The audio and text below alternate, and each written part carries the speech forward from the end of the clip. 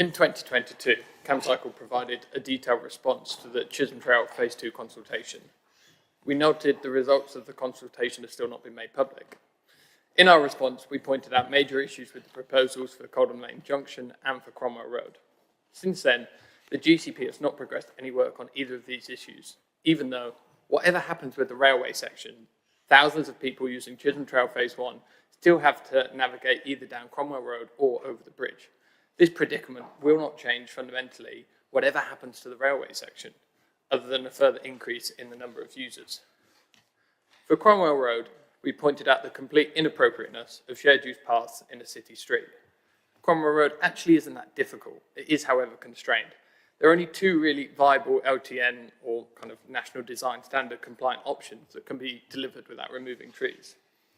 The first option is a footway and a two-way cycle track on the northern side of the road. This approach requires some additional carriageway space to be taken from cars. Therefore, to enable that, you kind of have to create a bit of a one-way system like you have in other places in Cambridge with passing places, and that would remove some of the vehicles that park on Cromwell Road at the moment.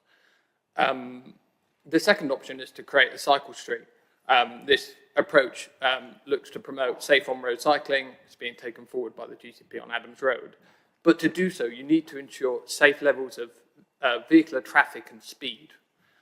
This approach requires an understanding of the existing situation that we're actually facing and a willingness to act to reduce traffic levels and speed wherever necessary.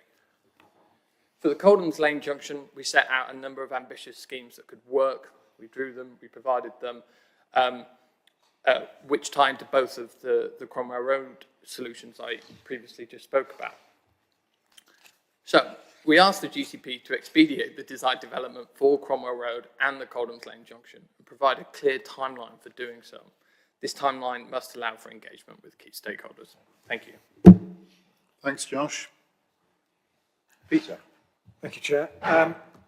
The biggest risk to the Chisholm Trail Phase 2 and the biggest impact on the timeline is the interface with the rail line. And we have limited control over that, albeit the paper gives some good news in terms of update.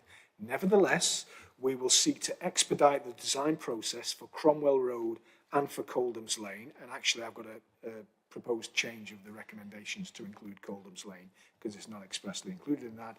And we will engage with stakeholders as part of that process. Thank you, Chair.